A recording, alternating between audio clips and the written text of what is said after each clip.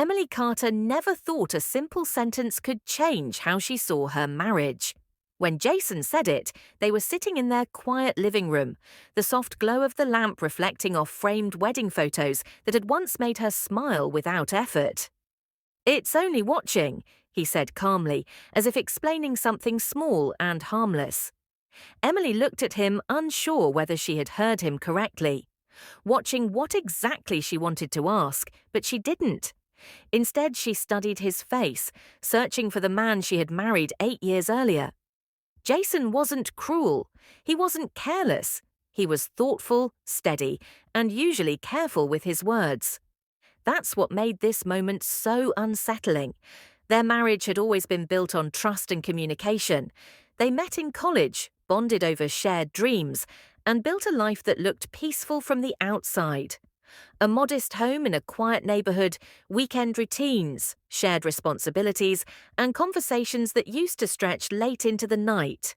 Somewhere along the way, though, those conversations had shortened, turning practical and surface level. Neither of them noticed at first.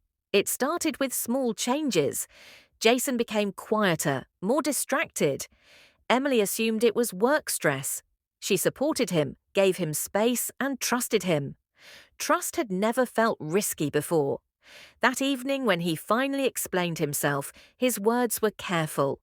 He talked about curiosity, about observing life from different angles, about understanding people better.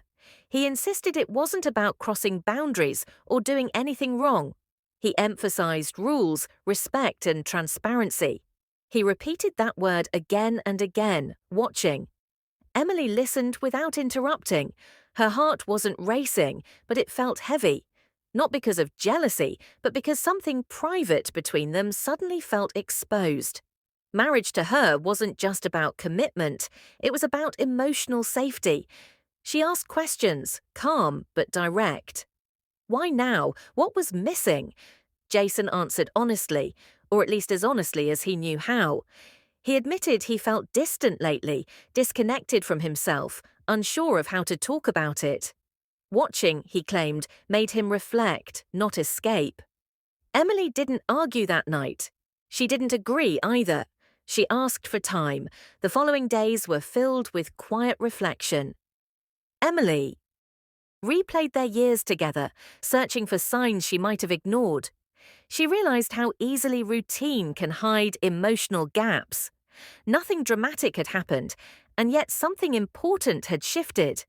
She talked to no one about it, not because she was ashamed, but because she wanted clarity before inviting outside opinions. Instead, she focused inward. She paid attention to her own feelings, something she hadn't done in a while. Jason, for his part, became more attentive. He checked in, asked how she felt, and didn't push the conversation. He respected her silence. That mattered. One evening, Emily suggested they take a walk together.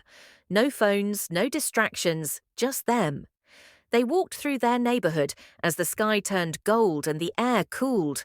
For the first time in months, they talked honestly, not about watching her rules, but about loneliness, unmet expectations, and fear of change.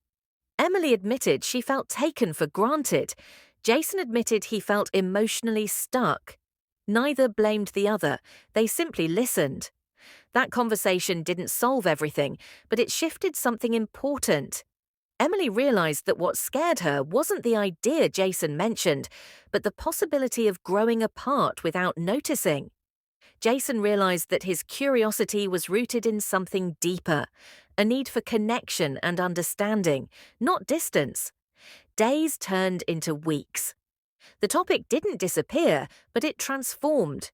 They began therapy together, not because something was broken, but because they wanted to protect what they had. They learned how to speak more clearly, how to listen without defensiveness, and how to recognize emotional needs before they became silent problems. Jason eventually admitted that watching had never truly been the answer. It had been a way to avoid speaking up.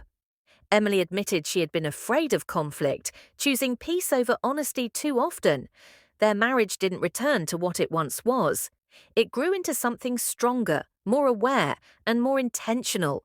They redefined trust together, not as blind acceptance, but as ongoing communication. One night, months later, they sat in the same living room. The lamp glowed softly again. Jason looked at Emily and smiled. A real smile this time. "I'm glad you didn't walk away," he said. Emily smiled back.